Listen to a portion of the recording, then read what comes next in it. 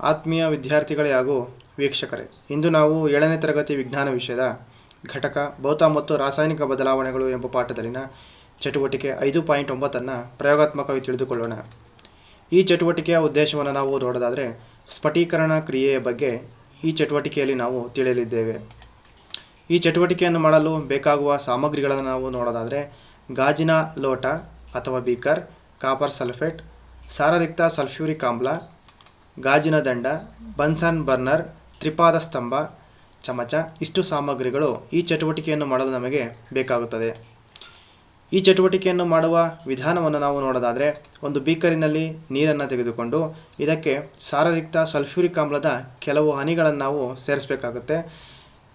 ತದನಂತರ ಈ ಬೀಕರನ್ನು ತ್ರಿಪಾದ ಸ್ತಂಭದ ಮೇಲಿಟ್ಟು ಬನ್ಸನ್ ಬರ್ನರ್ನ ಸಹಾಯದಿಂದ ಆ ನೀರನ್ನು ಕುದಿಸಬೇಕಾಗುತ್ತದೆ. ನೀರು ಕುದಿಯಲು ಪ್ರಾರಂಭವಾದಾಗ ಕಾಪರ್ ಸಲ್ಫೇಟ್ನ ಹರಳುಗಳನ್ನು ನಾವು ಒಂದೊಂದಾಗಿ ಅಥವಾ ಚಮಚದ ಸಹಾಯದಿಂದ ನಾವು ಈ ನೀರಿಗೆ ಸೇರಿಸಬೇಕಾಗುತ್ತದೆ. ದ್ರಾವಣವು ಎಷ್ಟು ವಿಲೀನಗೊಳಿಸಲು ಸಾಧ್ಯವಾಗುತ್ತದೆಯೋ ಅಷ್ಟು ಕಾಪರ್ ಸಲ್ಫೇಟನ್ನು ನಾವು ಸೇರಿಸುವುದನ್ನು ಮುಂದುವರಿಸಬೇಕಾಗುತ್ತದೆ. ನಿಮಗಿಲ್ಲಿ ಕಾಣಿಸ್ತಾ ಇರುವುದು ಚಿತ್ರ 5.6 ಗಮನಿಸಿ. ಈ ರೀತಿಯಾಗಿ ನಾವು ಅದನ್ನು ಮಿಶ್ರಣ ಮಾಡಿ ಇಡಬೇಕಾಗುತ್ತೆ. ತದನಂತರ ಈ ಒಂದು ಮಿಶ್ರಣಗೊಂಡಂತಹ ದ್ರಾವಣವನ್ನು, ಅಂದರೆ ಕಾಪರ್ ಸಲ್ಫೇಟ್ ನೀರಿನೊಂದಿಗೆ ಮಿಶ್ರಣವಾಗಿರುವಂತಹ ದ್ರಾವಣವನ್ನು ನಾವು ತಣಿಯಲು ಕೆಲ ಹೊತ್ತು ಅದನ್ನು ಬಿಡಬೇಕಾಗುತ್ತೆ. ಅದು ತಣಿಯಬೇಕಾದ್ರೆ, ಅಂದರೆ ತಣ್ಣಗಾಗಬೇಕಾದ್ರೆ ನಾವು ಆ ಬೀಕರನ್ನು ಅಲುಗಾಡಿಸದಂತೆ ನೋಡಿಕೊಳ್ಳಬೇಕಾಗುತ್ತದೆ. ಸ್ವಲ್ಪ ಹೊತ್ತಿನ ನಂತರ ಈ ಕಾಪರ್ ಸಲ್ಫೇಟ್ನ ಹರಳುಗಳು ಈ ತಳಭಾಗದಲ್ಲಿ, ಅಂದರೆ ಬೀಕರ್ನ ತಳಭಾಗದಲ್ಲಿ ಶೇಖರಣೆ ಆಗಿದೆಯೋ ಇಲ್ಲವೋ ಎಂಬುದನ್ನು ನಾವು ಗಮನಿಸಬೇಕಾಗುತ್ತದೆ. ಚಟುವಟಿಕೆಯನ್ನು ನಾವೀಗ ನೋಡೋಣ. ಬೀಕರಿನಲ್ಲಿ ನಾವು ನೀರನ್ನು ತೆಗೆದುಕೊಂಡಿದ್ದೀವಿ. ಇದಕ್ಕೆ ಸಲ್ಫ್ಯೂರಿಕ್ ಆಮ್ಲದ ಕೆಲವು ಹನಿಗಳನ್ನು ನಾವು ಸೇರಿಸ್ತಾ ಇದ್ದೀವಿ.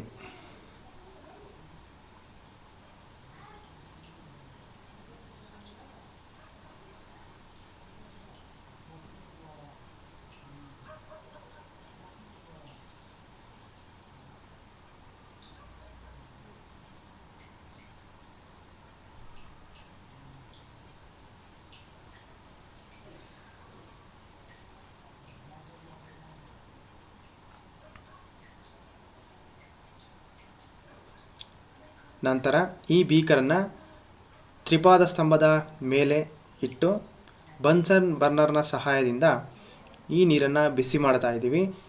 ಯಾವಾಗ ಈ ನೀರು ಕುದಿಯಲು ಪ್ರಾರಂಭಿಸುತ್ತದೆಯೋ ಆಗ ನಾವು ಕಾಪರ್ ಸಲ್ಫೇಟ್ನ ಹರಳುಗಳನ್ನು ಇದಕ್ಕೆ ಸೇರಿಸಬೇಕಾಗುತ್ತೆ. ಇಲ್ಲಿ ನೀರು ಕುದಿಯಲು ಪ್ರಾರಂಭಿಸ್ತಾ ಇರೋದನ್ನು ನೀವಿಲ್ಲಿ ಗಮನಿಸಬಹುದು.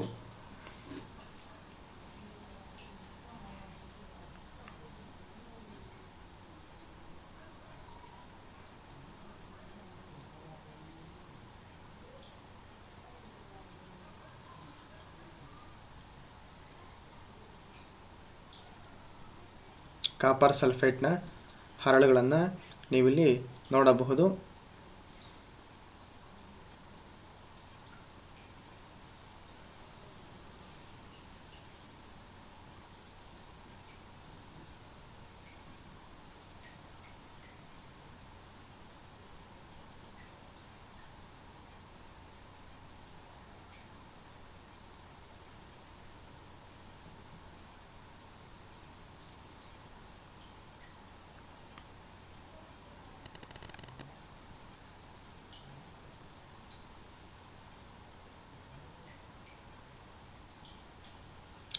ಗಾಜಿನ ದಂಡವನ್ನು ಬಳಸಿ ಈ ಕಾಪರ್ ಸಲ್ಫೇಟ್ನ ಹರಳುಗಳನ್ನು ನಾವಿಲ್ಲಿ ಇದರೊಳಗೆ ಕರಗಿಸಲು ಸಹಾಯ ಮಾಡಬೇಕಾಗುತ್ತದೆ.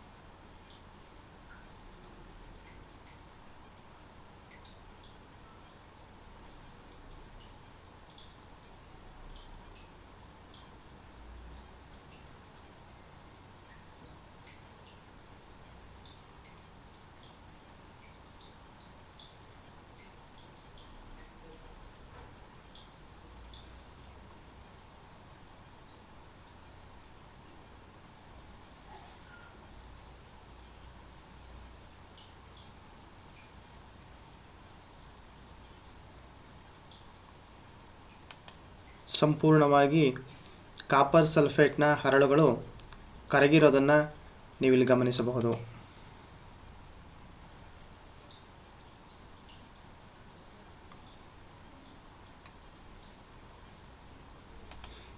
ಮಿಶ್ರಣವನ್ನು ನೀವು ಗಮನಿಸಿ, ಸಂಪೂರ್ಣವಾಗಿ ಕಾಪರ್ ಸಲ್ಫೇಟ್ನ ಹರಳುಗಳು ನೀರಿನೊಂದಿಗೆ ಬೆರೆತಿರೋದನ್ನು ನಾವಿಲ್ಲಿ ಗಮನಿಸಬಹುದು. ಈ ಮಿಶ್ರಣವನ್ನು ನಾವು ತಣಿಯಲು ಬಿಡಬೇಕಾಗುತ್ತದೆ.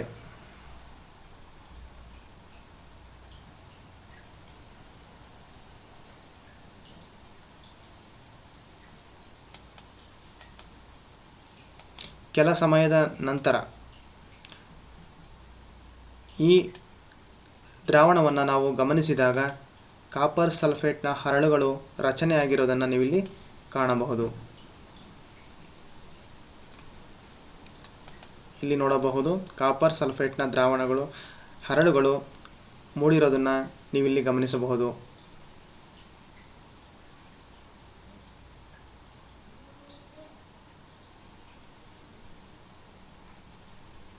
ಇಲ್ಲಿ ಗಮನಿಸಬಹುದು, ಕಾಪರ್ ಸಲ್ಫೇಟ್ನ ಶುದ್ಧವಾದ ಕಾಪರ್ ಸಲ್ಫೇಟ್ನ ಹರಳುಗಳು ರಚನೆಯಾಗಿರೋದನ್ನು ನೀವಿಲ್ಲಿ ಗಮನಿಸಬಹುದು.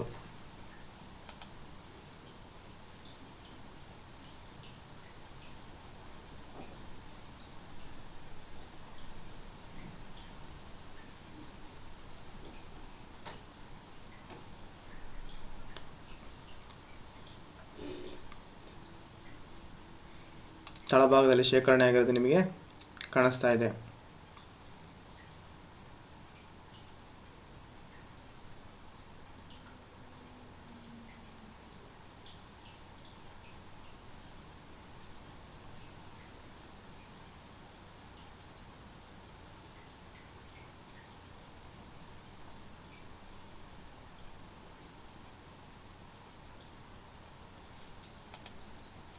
ಫಲಿತಾಂಶವನ್ನು ನಾವು ನೋಡೋದಾದರೆ, ಶುದ್ಧ ಪದಾರ್ಥಗಳನ್ನು ಹರಳುಗಳ ರೂಪದಲ್ಲಿ ಅವುಗಳ ದ್ರಾವಣಗಳಿಂದ ಪಡೆಯುವ ಪ್ರಕ್ರಿಯೆಗೆ ನಾವು ಸ್ಫಟೀಕರಣ ಎಂದು ಕರೆಯುತ್ತೇವೆ. ಅಂದರೆ ಪದಾರ್ಥಗಳು ಬೇರೆ ವಸ್ತುವಿನೊಂದಿಗೆ ಮಿಶ್ರಣ ಹೊಂದಿದ್ದು ಅವುಗಳನ್ನು ಅವುಗಳ ದ್ರಾವಣಗಳಿಂದ ಪ್ರತ್ಯೇಕಿಸಿ ಹರಳುಗಳ ರೂಪದಲ್ಲಿ ಆ ಪದಾರ್ಥವನ್ನು ಪಡೆಯುವ ಪ್ರಕ್ರಿಯೆಗೆ ನಾವು ಸ್ಫಟೀಕರಣ ಎಂದು ಕರೆಯುತ್ತೇವೆ. ಇದಕ್ಕೆ ಉದಾಹರಣೆಯಾಗಿ ನಾವು ಉಪ್ಪನ್ನು ಸಮುದ್ರದಿಂದ ಪಡೆಯುವ ಪ್ರಕ್ರಿಯೆಯನ್ನು ಗಮನಿಸಬಹುದು. ಉಪ್ಪು ಮೊದಲು ಸಮುದ್ರದ ಇತರೆ ಲವಣಗಳೊಂದಿಗೆ ಬೆರೆತು ಅಶುದ್ಧ ಉಪ್ಪಾಗಿರುತ್ತದೆ. ಆದರೆ ನಾವು ಅದನ್ನು ಆ ದ್ರಾವಣದಿಂದ ಬೇರ್ಪಡಿಸಿ ಪಡೆದಾಗ ಶುದ್ಧ ಉಪ್ಪಿನ ಹರಳುಗಳನ್ನು ನಾವು ಕಾಣಬಹುದು.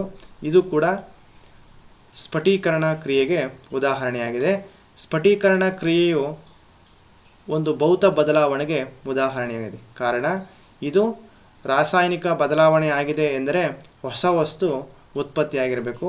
ಇಲ್ಲಿ ಭೌತ ಬದಲಾವಣೆಗಳು ಮಾತ್ರ ಕಂಡು ಬಂದಿದೆ. ಅಂದರೆ ರಚನೆಯಲ್ಲೇ ಆಗಲಿ, ಆಕಾರದಲ್ಲಾಗಲಿ, ಗಾತ್ರದಲ್ಲಾಗಲಿ, ಬಣ್ಣದಲ್ಲಾಗಲಿ ಬದಲಾವಣೆ ಆದರೆ ಯಾವುದೇ ಒಂದು ಹೊಸ ವಸ್ತು ಉತ್ಪತ್ತಿ ಆಗಲಿಲ್ಲ ಅಂತಂದರೆ ಅದನ್ನು ನಾವು ಭೌತ ಬದಲಾವಣೆ ಎಂದು ಕರೆಯುತ್ತೇವೆ. ಇಲ್ಲಿಯೂ ಕೂಡ ಯಾವುದೇ ರೀತಿಯಾದಂತಹ ಹೊಸ ವಸ್ತು ಬರಲಿಲ್ಲ.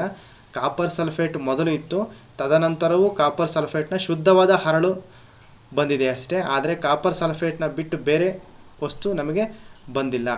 ಆದರೆ ಅದರ ಆಕಾರ ಅಥವಾ ರಚನೆ, ಅದರ ಬಣ್ಣ ಬೇರೆ ಆಗಿರ್ಬೋದು, ಆದರೆ ಹೊಸ ವಸ್ತು ಬಂದಿಲ್ಲ. ಹಾಗಾಗಿ ಇದು ಕೂಡ ಒಂದು ಭೌತ ಬದಲಾವಣೆಗೆ ಉದಾಹರಣೆಯಾಗಿದೆ. ಆತ್ಮೀಯರೇ, ಇದುವರೆಗೂ ಈ ಚಟುವಟಿಕೆಯ ಬಗ್ಗೆ ಮಾಹಿತಿಯನ್ನು ಹಂಚಿಕೊಂಡ ನಾನು ಮೋಹನ್ ಬಾಬು BS ವಿಜ್ಞಾನ ಶಿಕ್ಷಕರು, ಸರ್ಕಾರಿ ಹಿರಿಯ ಪ್ರಾಥಮಿಕ ಶಾಲೆ ನಾಗಬೇನಾಳ, ಮುದ್ದೇಬಿಹಾಳ ತಾಲೂಕು, ವಿಜಯಪುರ ಜಿಲ್ಲೆ. ಧನ್ಯವಾದಗಳು.